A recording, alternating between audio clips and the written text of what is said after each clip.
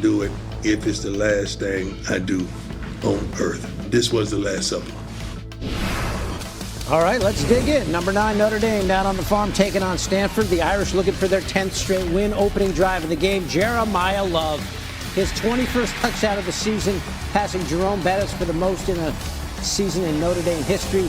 Did leave the game for a bit with a rib injury, but did return to the game. Interesting call here. Notre Dame up 14 at their own 16 on a 4th and 9. How about the pop pass to Luke Talich? And he just runs forever.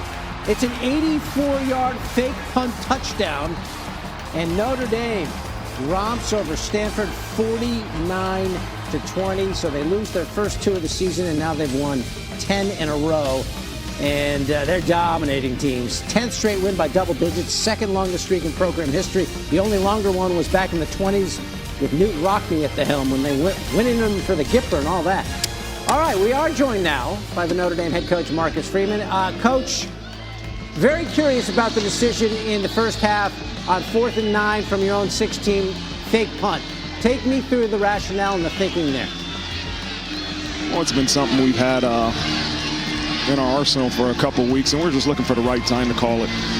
It was really something that we checked to based on what the punt return unit was doing, and credit to Coach Biaggi, our special teams coordinator, and the punt team. They executed flawlessly. Look, Coach, it was evident that it was full throttle from start to finish for your squad, and of course there are still a lot of things to sort out over the course of next weekend with the conference championships and such, but why does Notre Dame deserve to be in that college football playoff when it all wraps up? Well, I think if you look at where this team has started this season and to where we are now, you talk about consistency and improvement. We're playing as well as we played all season. That's what you want. You want to get the 12 best teams into this playoff, and it's hard for me to believe that there is a 12 better teams in Notre Dame as we consider who should be in the playoffs. And this team is 1-10 in a row, and I think run all of them by double digits. So we're consistently improving, and I think that's worthy of a playoff berth. We all know it's a team game, but you have an individual on your team, Jeremiah Love, who had his 21st touchdown of the season. As we mentioned in the highlight, that's a new program record. In your mind, why does he deserve an invitation to New York for the Heisman ceremony? You talk about the best player in the country, and we know every time the ball's in his hands, he's got a chance to take it all the way, and it's going to be an explosive play. And what you see is teams are changing their defenses based off if he's in the game or not. And so he's special in the run, the pass, the way he protects the quarterback, and the blocking aspect of being a running back. He's an all-around complete back, and he's my vote for best player in college football, but I know obviously there's some more experienced voters out there. He's enjoyed to watch week in and week out, as is that Notre Dame Fighting Irish squad. We appreciate you joining us as always, Coach, and best of luck the rest of the way. All right, have a great night, guys. A haunted house when it comes to the Iron Bowl, but with an SEC championship appearance on the line, could this Tide team avoid getting shook up? Jordan Hare was ready for it, waiting. And 3 minutes left in the first quarter, Alabama up 3-0. Ty Simpson on the quarterback sweep finds a little bit of a crease. The balance down the sideline, and they are in business after a 26-yard tote. 3 plays later, Alabama from the 6, Simpson under duress. Isaiah Horton, the clutch catch in the back of the end zone. Simpson and that Tide team really dang good when it comes to that red zone offense. 16 touchdowns, not a single pick. Alabama up 10-0 after that. Early second quarter, Ashton Daniels, quick pass to Eric Singleton Jr. gets broken up. That's an Alabama defensive stop. Under 12 minutes left in the second, Simpson finding an open Horton for another touchdown. Bama up and rolling. Horton giving the business to the Auburn fans, and the Crimson Tide have an 11-point lead at the break. Third quarter action, same score. Auburn facing a 3rd and 11. Daniels escapes the pocket, rolls right. Malcolm Simmons wide open. No one catching him. Afterburners engaged. And Auburn is now within striking distance, down 4. Early fourth quarter action, they're down 7. Daniels, quick pass to Simmons. He breaks the tackle this time. Nice little slide out to the outside, finds a little room down the sideline. He's rolling. Couple men to beat, but they track him down. Auburn is working in the red zone. 2 plays later, Auburn from the 2. Jeremiah Cobb creases him. Touchdown, Tigers. And we are tied at 20. Under 6 minutes left in regulation. Simpson heaving one up to the end zone, has a man, but it's broken up by Jay Crawford. Simpson was slow to get up, and you see why on the replay.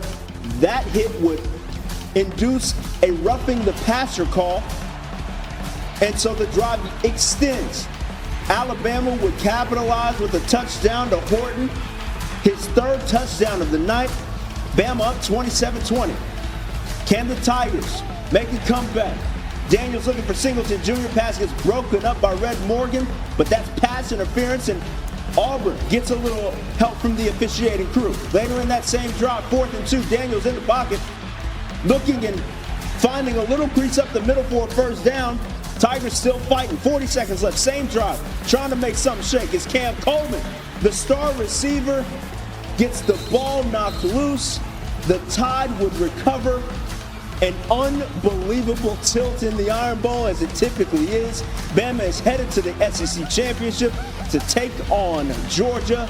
DeBoer on how he avoided a scare at Jordan Hare. These guys are unbelievable. They've had their backs to the wall and been competing for a long time. And these guys, they give you everything they got every single day. And it's been a long road, but we get to continue on, and I can't wait to go do it more with them next weekend. What does it say about the journey this team's been on this year to get here, and then do you think your team has done enough also to clinch a spot in the playoffs? Oh, yeah, I definitely do. Definitely believe that we've got that type of team. 7-1 in the SEC, and as many ranked teams as we had, and then winning a rivalry game here on the road shows a lot of grit, what this team's all about. Let's get to the game. Ohio State at Michigan. The Buckeyes had lost 4 straight in this rivalry. Guessing that's a stat Ryan Day was aware of. His numbers brilliant against everyone else except that state up north. And his team's start probably gave him some flashbacks because it didn't go well early on. Michigan already up 3-0. The freshman quarterback Julian Sayin, so good all year, Heisman contender, but picked by Jared Hill there. So Michigan with the early interception, and they turned it into 3 more points. Wolverines up 6-0. Rough start for the Buckeyes. Early in the second, it's 6-3. Ohio State goes for it on a 4th and 5, and they go for it all. Sayin for Jeremiah Smith, Ohio State's incomparable wideout. Touchdown. Replays picked up that there was a bobble at the end. Very close call, but it is a touchdown. The call was upheld, and Smith scores on his 20th birthday. So it's 10-6 Ohio State. Then it's 10-9. Sayin zipping one up the seam for the tight end, Will Kazmarek. Good for 25.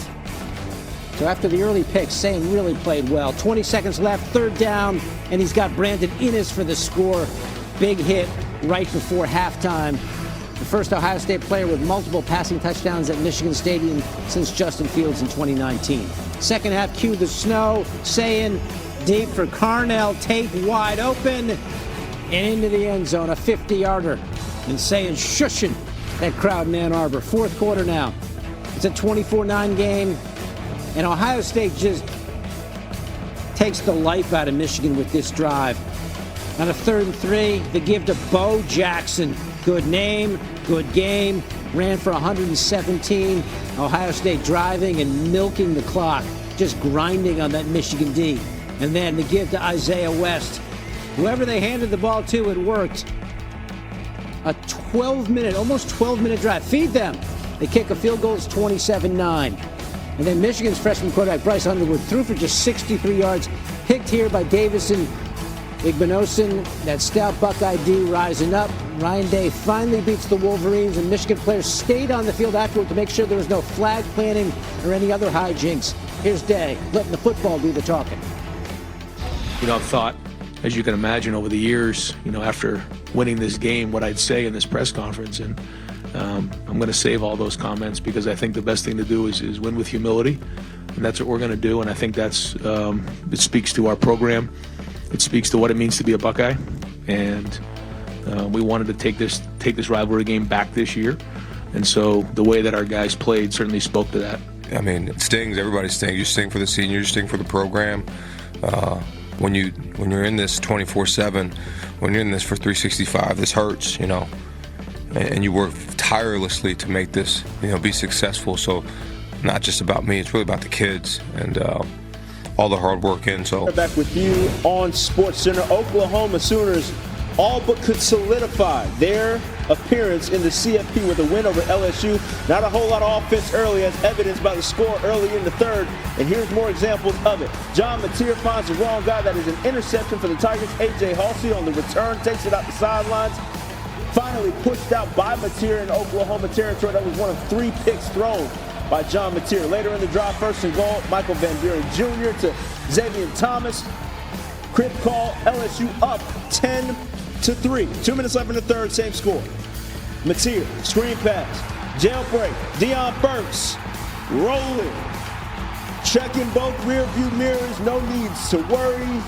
He's in the end zone, 45 yards later, we're tied at 10. Fourth quarter now, 4 minutes left. Mateer, searching for a receiver, uncorks one to Isaiah Satania III. 58-yard house call gives the Sooners a 4-point lead. 1:20 left to play. Play action for LSU gets batted down. Peyton Bowen, you're here on that play. Oklahoma wins 17-13. I could go through all the different scenarios for the various ways a six-pack of teams could have gotten into the ACC championship, but A, I'm not that smart, and 2, we have some time constraints. Suffice it to say, it was an all-time rush hour traffic jam of a race with a boatload of permutations to get to next Saturday's title game in Charlotte. And it's over. The dust has settled. The ruthless culling of the herd on the final Saturday of the regular season gives us our final twosome in the ACC. Virginia beat Vatex, so Virginia's in. Then it came down to either SMU or Duke. To Berkeley we go. Number 21 SMU into the ACC title game with a win, taking on the Cal Bears. First play of the fourth quarter. Jaron Kiave Sangapolatele launching for Quaron Adams. Got him. How about this? Cal up by 17 in the fourth. The Mustangs 3-6.